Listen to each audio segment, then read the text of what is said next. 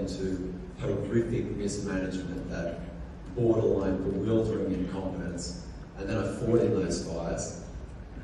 And then we went through COVID again with so much mismanagement, it seemed malevolent. And then now we have the response to the flood, which, to be honest, was a third world response. It was horrific.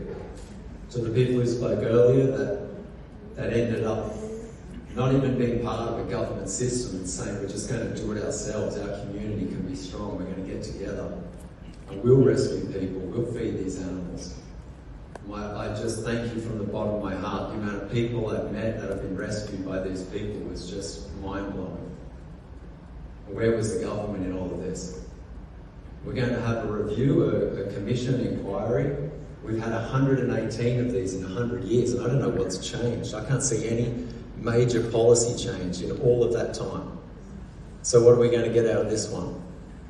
I'd also like to point out that people talking about climate change, be very careful you don't hand over a get-out-of-jail-free card to these people who will throw their hands in the air and say, obviously it wasn't the highway, it wasn't the modelling, it wasn't anything we could do.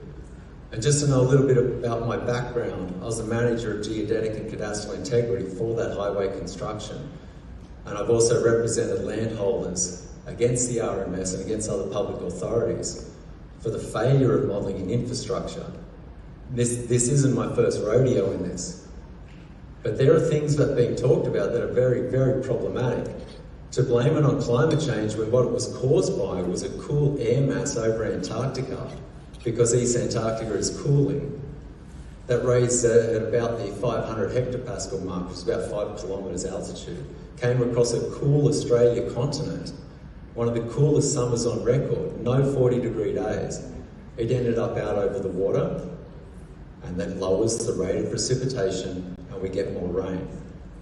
By blaming it on climate change, we're giving them a get-out-of-jail-free card. Lastly, the biggest issue that isn't seen to be addressed is that we had hundreds, and I mean hundreds of nurses and doctors and emergency service personnel that could not work because they weren't jabbed. Now, at the start of this, you can go on the New South Wales Health website any day of the week, and you can divide the amount of cases by the amount of deaths, and you can see now demonstrably less deadly than the flu. By any proxy for lethality. You pick the proxy, average age of death, average comorbidities, you pick the proxy. And these people were saying, we will work for free, we will even take a rat test, just let us help. And they were turned away. They were turned away while people who were jabbed were allowed to work. Now that is a serious problem that as a community we have to address right now. And as I said, whether it's climate change, whether it's the highway, whether it's the response, these are tough questions, and we have to sit down and we have to talk about them and not just spend money on a commission that, in my opinion, is going to find no fault. Thank you.